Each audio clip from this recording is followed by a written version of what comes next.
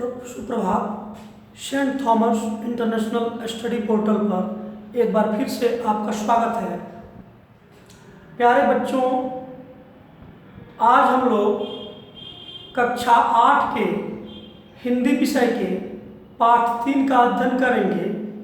पाठ 3 जिसका नाम है हिरोशिमा की आग, और इसके लेखक हैं तोशी मारुकी, जो कि जापानी हैं, जापान देश के रहने वाले। जैसा कि आप लोग जानते हैं, सन 1945 में द्वितीय विश्व युद्ध हुआ था, और उस द्वितीय विश्व युद्ध में अमेरिका, इंग्लैंड और फ्रांस मित्र राष्ट्र कहलाते थे, और इटली, जर्मनी, जापान ये तीनों देश धुरी राष्ट्र कहलाते थे, और भयंकर युद्ध हुआ था। आखिरी समय में अमेरिका ने जापान के ऊपर परमाणु बमों से हमला किया था। 6 अगस्त 1945। तो यह उसी घटना का इस पाठ में विवरण दिया गया है। जापान के लेखक तोशी मारुकी ने अपने शब्दों में उस घटना को चित्रित किया है। ये वृत्तांत है, यानी हम किसी बात को देखकर, सुनकर अपने शब्दों में दूसरों के सामने प्रकट करते हैं तो उसको वृत्तांत कहा जाता है। तो यहाँ पर ये वृत्तांत तोशी मारुकी द्वारा प्रस्तुत किया गया है।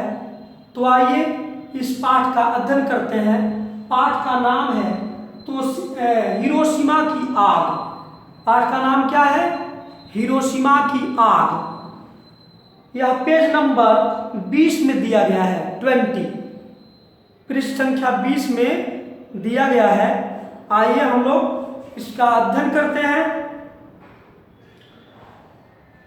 उस दिन जापान के हिरोशिमा शहर का आसमान नीला और साफ था। क्या मतलब?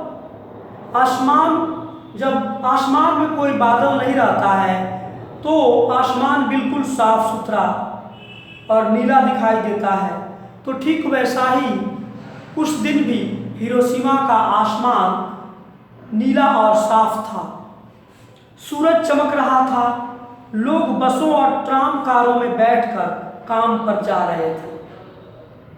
अन्य दिनों की तरह उस दिन भी लोग बसों में, ट्राम और कारों में बैठकर अपने अपने काम पर जा रहे थे। हिरोशिमा की 7 नदियां धीरे धीरे बह रही थी। गर्मी का मौसम था। सूरज की किरणें पानी की सतह पर थिरक रही थी। सूरज की किरणें पानी की सतह पर थिरक रही थी, मतलब सूरज की किरणें पानी के ऊपर पड़ रही थी। जैसे लग रहा है कुछ चित्र बन रहा था, है ना। जापान के कई बड़े शहरों टोक्यो, ओसाका और नगायो पर हवाई हमले हो चुके थे। हिरोशिमा अभी इन हमलों से बचा था। इसके पहले टोक्यो, ओसाका और नगायो पर भी हमले हुए थे, लेकिन हिरोशिमा पर अभी कोई हमला नहीं हुआ था। हिरोशिमा के लोग इस बात से खुश थे। वैसे उन्होंने हवाई हमलों से बचने के लिए जो कुछ संभव था वे तैयारियां की थी। आग न फैले इसलिए पुरानी इमारतों को गिरा दिया गया था। पुरानी इमारतों को जो ऊंचे मकान थे, पुराने थे, उनको गिरा दिया गया था। सड़कों को भी चौड़ा कर दिया गया था। जगह जगह पर आग बुझाने के लिए पानी का प्रबंध किया गया था। बमबारी की स्थिति में लोगों के छिपने के लिए सुरक्षित स्थान बनाए गए थे। हर एक नागरिक अपने साथ हमेशा दवाइयों की एक छोटी थैली रखता था। घर से बाहर निकलते समय लोग बमबारी से बचने के लिए खास प्रकार के कवच और हेलमेट पहनते थे। माई 7 साल की थी और वह हिरोशिमा में अपने माता पिता के साथ रहती थी। यहाँ पर माई से मतलब माँ का नहीं है, माई से मतलब है कि माई कोई लड़की का नाम है। इस पाठ में माई 7 साल की थी और वह हिरोशिमा में अपने माता पिता के साथ रहती थी। यानी माई एक बच्ची का नाम था जो कि हिरोशिमा में अपने माता पिता के साथ रहती थी। कल ही उसका चचेरा भाई गांव से आया था। वह अपने साथ खेत की कुछ ताजी शकरकंदियाँ लाया था। शकरकंद जो कि नीचे होता है, ज़मीन के नीचे उगता है, जैसे कि आप लोग खाते हैं स्वीट पोटैटो, उस तरह से ये शकरकंद। माई अपने माता पिता के साथ सुबह सुबह शकरकंदियों का नाश्ता कर रही थी। माई को बड़ी भूख लग रही थी और शकरकंदियाँ उसे बहुत पसंद थी।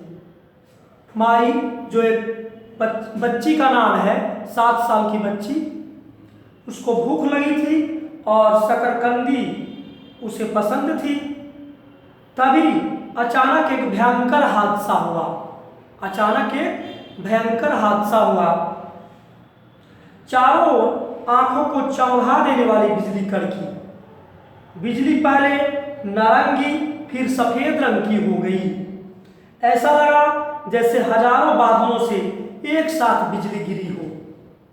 इस भयानक धक्के के प्रभाव से ऊंची ऊंची इमारतें कांपने लगी और ढहने लगी। ऊंची ऊंची इमारतें कांपने लगी मतलब कि हिलने डुलने लगी, और ढहने लगी मतलब कि वो जमीन पर गिरने लगी। इस प्रलय से कुछ क्षण पहले अमेरिकी वायुसेना के विमान इनोलागे ने हिरोशिमा के ऊपर उड़ान भरी थी। कुछ क्षण पहले अमेरिकी वायुसेना के विमान, जिसका नाम था इनोलागे ने हिरोशिमा के ऊपर उड़ान भरी थी। उसने ही इस विस्फोटक बम को गिराया था। यह कोई साधारण बम नहीं था, यह एटम बम था। एटम, जिसको हिंदी में परमाणु कहते हैं, एटम बम था यानी परमाणु बम था। बम का नाम B-29 B-29 या B-29 विमान के चालकों ने लिटिल बॉय रखा था।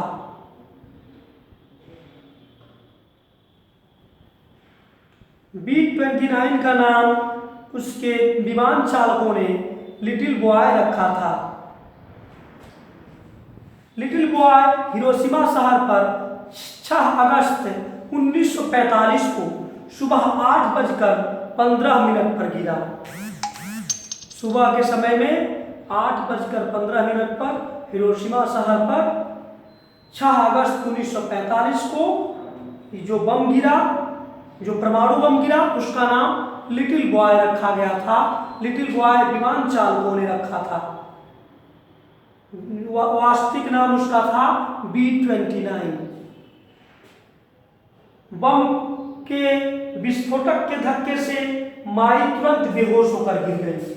यानी 7 साल की वह बच्ची बम के धक्के से बेहोश होकर गिर गई। कुछ घंटों बाद जब उसे होश आया तब चारों तरफ एकदम सन्नाटा था और आसमान का रंग काला स्याह हो गया था। जो आसमान कुछ क्षण पहले नीला दिखाई दे रहा था, वह आसमान पूरी तरह से काला नजर आ रहा था। शुरू में तो वह हिल भी नहीं पाई।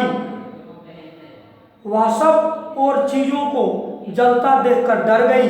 फिर अंधेरे में कुछ दूरी पर उसे एक लाल रोशनी दिखाई पड़ी। कुछ देर बाद उसे माँ की आवाज सुनाई पड़ी। माँ उसे बुला रही थी। माई ने बड़ी मुश्किल से अपने ऊपर पड़े हुए लकड़ी के तख्तों को हटाया। लकड़ी के तख्ते में वो दब गई थी और बड़ी मुश्किल से उसने लकड़ी के तख्ते को हटाया।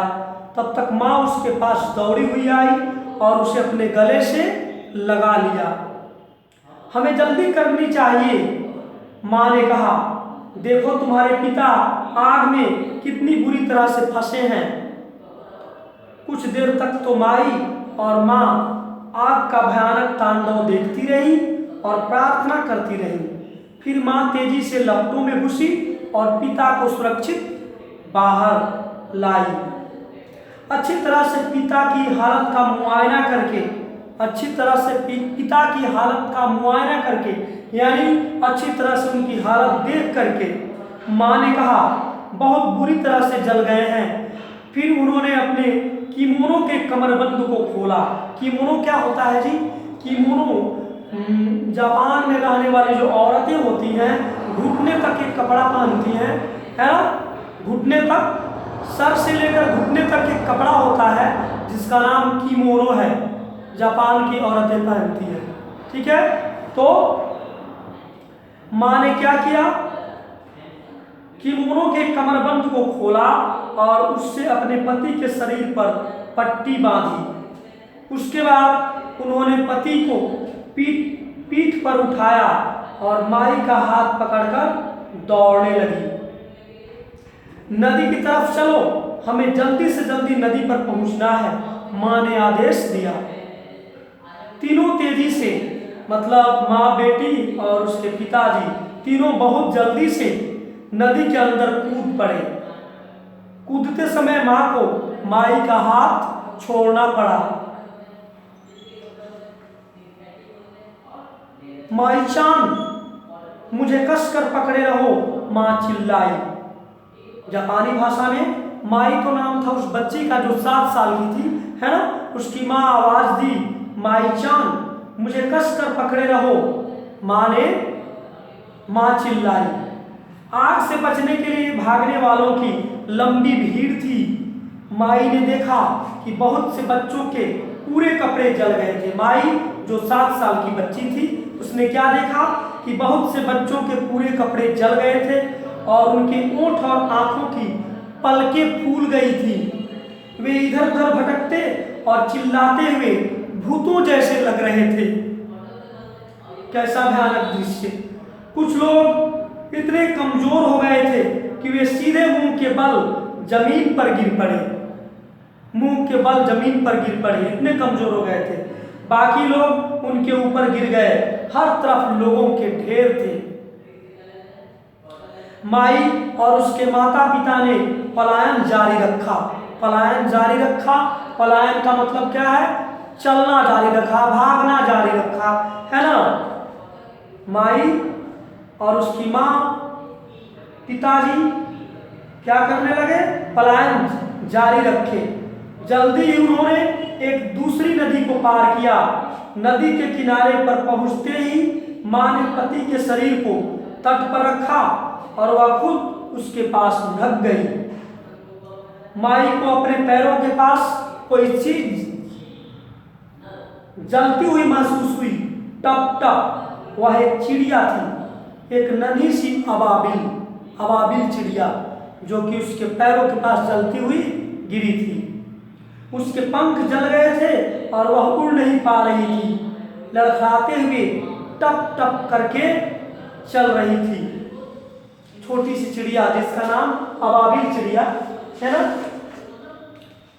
एक आदमी का शरीर धीरे धीरे नदी पर तैरता हुआ जा रहा था। उसके पीछे एक बिल्ली भी थी। जब माई ने पीछे मुड़कर देखा तो उसे एक कम उम्र की औरत दिखाई दी। वह एक बच्चे को पकड़े थी और रो रही थी। हम किसी तरह यहाँ तो बचकर आए और फिर मैंने इसे दूध पिलाना बंद कर दिया, उसने कहा। पर अब तक वह दूध नहीं पी रहा है, वह मर गया है। वह औरत अपने बच्चे को कलेजे में चिपटाई हुई नदी में घुसी। धीरे धीरे करके वह गहरे पानी में गई और अंत में माई की आंखों से ओझल हो गई। कौन? वह औरत जो कि अपने बच्चे को चिपटाए हुए पकड़े हुए रो रही थी और उसका बच्चा उसकी गोद में ही मर गया था। इस बीच आसमान काला स्याह हो गया था और बादल गरजने लगे। फिर बारिश होने लगी। वैसे गर्मी का मौसम था, परंतु फिर भी हवा काफी ठंडी थी, ऊपर से गिर रही बारिश चिपचिपी थी और उसका रंग भी काला था। फिर आसमान में एक इंद्रधनुष निकला, उससे आसमान की कालिख कुछ कम हुई। इस मंद रोशनी में मरे हुए और जख्मी हुए लोग साफ दिखाई देने लगे। 9 अगस्त 1945 के दिन 9 अगस्त 1945 के दिन जिस समय माई और माँ यानी वह 7 साल की बच्ची और उसकी माँ अपने ध्वस्त शहर को देख रहे थे, उसी वक्त जापान के एक अन्य शहर नागासाकी पर भी एटम बम गिराया गया। वहाँ भी हिरोशिमा की तरह ही हजारों की संख्या में लोग मरे और जो बचे उनका सारा घर बार तबाह हो गया। मरने वालों में केवल जापानी ही नहीं थे, इनमें अन्य देशों के नागरिक से कोरिया, चीन, रूस, इंडोनेशिया और अमेरिका के लोग भी शामिल थे। एटम बम जैसा प्रलयंकारी विस्फोटक, परमाणु बम जैसा प्रलयंकारी विस्फोटक दुनिया में पहले कभी भी इस्तेमाल नहीं किया गया था। इसकी तबाही की क्षमता 1000 साधारण बमों के एक साथ फटने से अधिक थी। इससे निकलने वाली विषैली रेडियोधर्मी किरणें सालों तक लोगों की बीमारी और मौत का कारण बनेंगी। सही बात है कि कई वर्षों तक जापान में पैदा होने वाले बच्चे भी लंगड़े, लूले और अपाहिज होते थे। हिरोशिमा में जो बच्चे पैदा होते थे वे लंगड़े, लूले और अपाहिज हुआ करते थे। क्यों? उस एटम बम के प्रभाव के कारण। हर एक साल 6 अगस्त के दिन हिरोशिमा के लोग एटम बम से मरने वालों के नामों को कागज की लालटेनों पर लिखते हैं। इन लालटेनों को जलाकर हिरोशिमा में बहने वाली 7 नदियों में छोड़ा जाता है। क्या करते हैं 6 अगस्त को?